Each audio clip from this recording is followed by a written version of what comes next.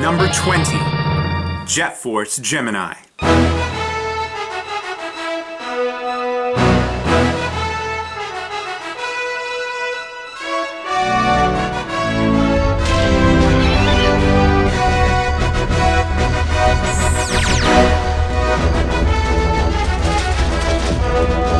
I remember drooling over the previews of Force Gemini in Nintendo Power.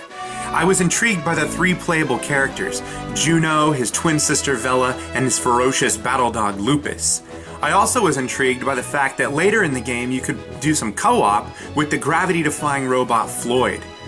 Plus, on top of that, the ant-like creatures that would swarm at you that you got to blast into green goo and collect their heads as morbid trophies of your victory. All that stuff made the game awesome. My only gripes with the game are questionable controls and the fact that you had to rescue all those Ewok imposter tribals. At any rate, this is an underrated gem from the mighty developer Rare, and it's number 20 on my list. Number 19. Harvest Moon.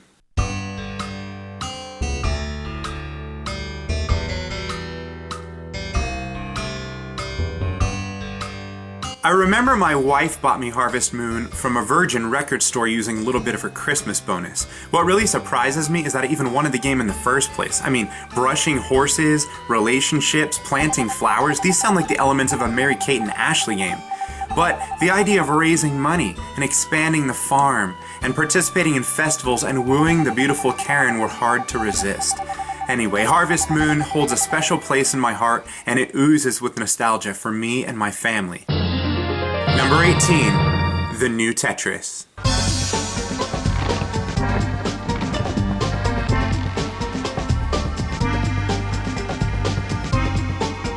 The New Tetris? I've played so much Tetris in my life that I'm kind of numb to the game, but the new Tetris added some brilliant little twists. First of all, you could put a block up in the storage area, but also, you could combine tetrominos to make perfect squares called blocks, and when you cleared these, you got extra points. Also, you could spin tetrominos in seemingly impossible ways, and if you did it successfully, it would cause the blocks around to turn into individual squares, which would fall into empty spaces below, basically creating combos in a Tetris game. But the thing that kept me up into the wee hours of night was the ability to save up your cleared lines and use these to buy architectural wonders from human history, like Mayan temples, the Egyptian Sphinx, and the Roman Pantheon. Anyway, the new Tetris is a brilliant game, and it's number 18 on my list. Number 17, Gauntlet Legends.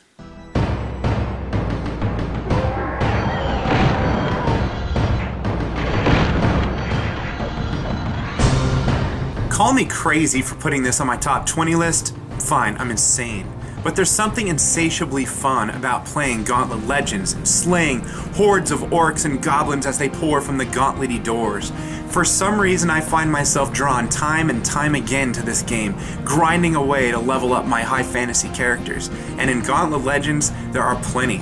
The warrior, the minotaur, the elven archer, the tigress, the falconess, the valkyrie, the wizard, and the jackal. There's so many. Plus the non-stop real-time action, the RPG elements, and the co-op make this game a personal favorite. And that's why it's number 17 on my list. Number 16, Pokemon Snap.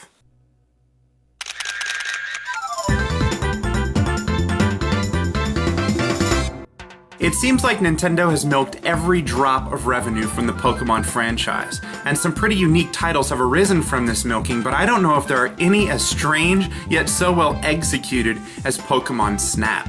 If you've never played Pokemon Snap before, let me just tell you, it's not just about taking pictures. There are puzzle elements as well. By cleverly throwing an apple, or a smoke-spewing pester ball, or by playing the Poke-Flute, you may trigger certain events or scare Pokemon from their hidey holes. Other Pokemon can only be photographed if you can somehow manage to cause their evolution. Also, if you add to that the drive to capture excellent images, you have the recipe for a pretty unique, yet unlikely, but highly enjoyable experience. Number 15, Perfect Dark.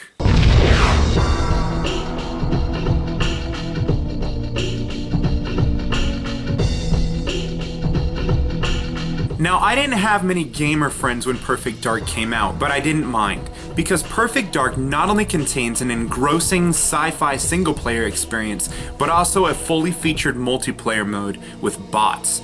Now, Rare packed a lot of content into Perfect Dark, which explains the occasionally choppy frame rate, beautifully diverse environments, voice acting, awesome storytelling, crafty characters, aliens, and ingenious weapons and gadgets. For example, the laptop guns could be planted as motion-sensitive sentries, and the cloaking device would render you invisible to opponents. Now, my personal favorite is the Farsight XR20, which allowed you to see through a rainbow haze, zooming in and out until your bullet found its target. Anyways, Perfect Dark is an excellent first-person shooter on the Nintendo 64, and it's number 15 on my list. Number 14, FZero X.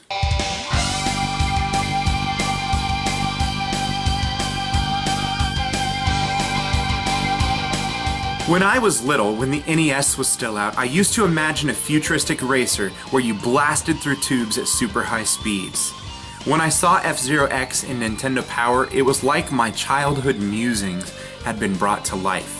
Now, I enjoyed F-Zero on Super Nintendo, but X took everything to new extremes. 60 frames per second, 30 unique cars and drivers, and dozens of inventive tracks that had you looping, twirling, and ramming opponents into oblivion. Some tracks had you zooming through tubes, others had you clinging for dear life to the exterior. Some tracks were all about speed, and others were about insane jumps that left you little margin for error. At the time, there was nothing as fast, but even to this day, I still enjoy putting in F-Zero X and blasting through Mute City at top speed. Number 13, Goldeneye.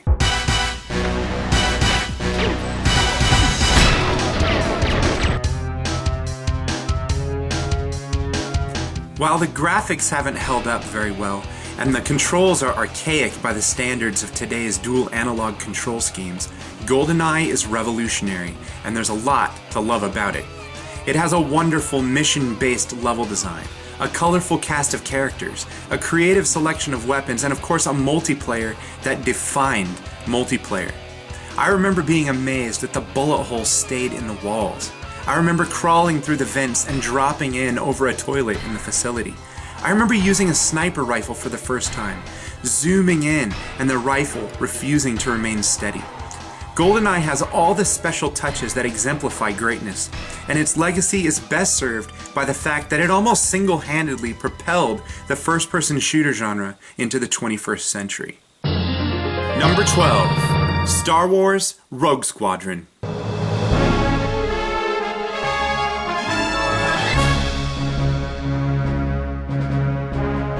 Let's face it, Star Wars games have been pretty hit or miss, but Star Wars Rogue Squadron is definitely a hit.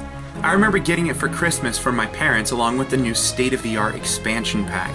It was such a relief to finally get a Star Wars game that was good, and of course the Star Wars hype machine was in full force since Episode 1 was to debut in only 6 months. I still remember the awe of that first level on Tatooine, blasting probe droids and protecting the homestead from TIE fighters. Environments in the game are well varied, running the gamut of George Lucas's universe, and the ships, like the X-Wing, the Y-Wing, the A-Wing, TIE fighters, and even the Naboo starfighter, are represented and playable. The game drips with Star Wars ethos. Star Wars Rogue Squadron is one of my all-time favorite aerial combat games, and it's number 12 on my list. Number 11, Donkey Kong 64. Here we go.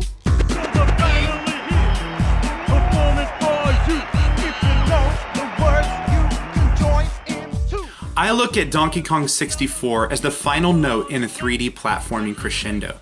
In every way, it's extreme. The graphics push the limits of the Nintendo 64 chipset and demand the use of the expansion pack. The ingenious level designs and crazy ways of obtaining golden bananas thrust 3D platforming to the edge of imagination. Plus, being able to play as Donkey, Diddy, Lanky, Chunky, and Tiny Kong, each with their own powers and abilities, add tons of gameplay variety. But Perhaps most famously, and to the detriment of the game, DK64 makes collecting things almost laughably absurd. For each of the 9 worlds, and each of the 5 playable Kongs, there are 100 colored bananas, 5 golden banana coins, 1 blueprint, and 5 golden bananas to collect. Plus, because they each have special weapons, you have to be on the lookout for oranges and peanuts and coconuts to collect too. But despite all the collecting, I still love this game, and that's why it's number 11 on my list.